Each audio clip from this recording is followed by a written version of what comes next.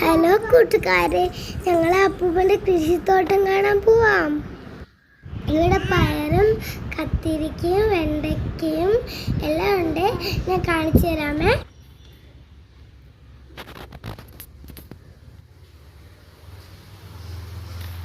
വെണ്ടയ്ക്ക് നല്ല പൂവാണ്. വെണ്ടയുടെ പൂവാണ്. നല്ല ഭംഗിയുണ്ടല്ലേ?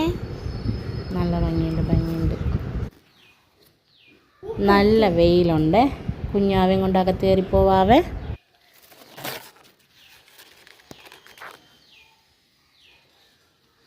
ഒരു രക്ഷയില്ലാത്ത വെയിൽ.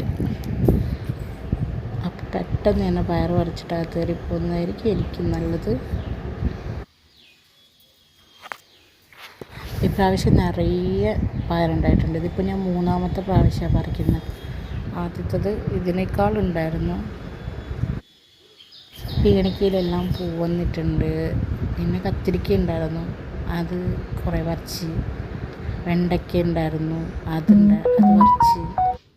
ഈ നിൽക്കുന്ന ജമന്തി എല്ലാം പൊന്നൂസ് കൊണ്ടുവന്നിട്ട വിത്താണ്.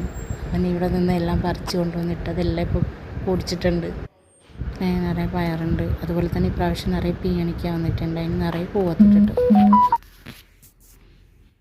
പേണിയിലെല്ലാം നിറയെ പൂവുണ്ട്. അതുപോലെ തന്നെ വെണ്ടയ്ക്ക അതിലും ഉണ്ടായിരുന്നു, നിറയെ കായ്ച്ചിട്ടുണ്ടായിരുന്നു. ഇപ്പോൾ അവിടെ ഇവിടെ ആയിട്ട് കുറച്ച് നിൽപ്പുള്ളൂ. അപ്പറേ സൈഡിലുണ്ട്. ഈ നിൽക്കുന്ന ജമന്തിയെല്ലാം അവിടെ അപ്പറേ സൈഡിൽ നിൽക്കുന്ന ചെറിയ ജമന്തിന്ന് മുന്നൂസ് കൊണ്ടുവന്ന് വിത്തിട്ടതാണ്. അവിടെ നിൽക്കുന്നതെല്ലാം ചെറിയ ജമന്തി ആട്ടം. പക്ഷേ ഇതിനകത്തുള്ളതൊക്കെ ഇച്ചിരി വലിയ പൂവാണ്. കണ്ട, ഭയങ്കര വെയിലാണ്, നിൽക്കാൻ പറ്റുന്നില്ല. വെള്ളമെല്ലാം നല്ല വലിപ്പമുള്ള ജമന്തി. ഈ വെയിൽ സഹിച്ചിന് ഇവിടെ നിന്ന് കഴിഞ്ഞാൽ ശരിയാവില്ല.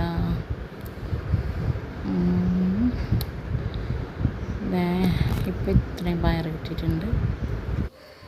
ഇനി ബാക്കിയും കൂടെ നമുക്ക് പറിച്ചിട്ട് വരാം. അതായിരിക്കും എനിക്ക് നല്ലത്. ബാക്കി വെയിലൂടെ കൊള്ളണേക്കാളും നല്ല വേഗം തന്നെ പറിക്കും. ഫുള്ള് എറമ്പാണ്. മൊത്തത്തിൽ കുറേ ഉണ്ട്, നിറയെ എറമ്പുണ്ട് ഇവിടെ. പൊന്നൂസ് പോയി, വെയിലാന്ന് പറഞ്ഞ് പോയിട്ടുണ്ട്. വേണ്ട, അതിൻ്റെ ഉള്ളിലോട്ട് നിറയെ നിൽപ്പുണ്ട്. അതൊന്നും എനിക്ക് എത്തുന്നില്ല പറിക്കാൻ. അതൊക്കെ വിത്തിന് വേണ്ടിയിട്ട് അച്ഛൻ നിർത്താൻ പറഞ്ഞേക്കാം. കാരണം എനിക്ക് കയ്യെത്തി പറിക്കാൻ പറ്റില്ല. അതിൻ്റെ ഉള്ളിലോട്ട് നിറയെ നിൽപ്പുണ്ട്. അപ്പോൾ അച്ഛൻ്റെ തോട്ടത്തിലെ വിശേഷങ്ങളെല്ലാം ഇത്രയൊക്കെ ഉള്ളൂ.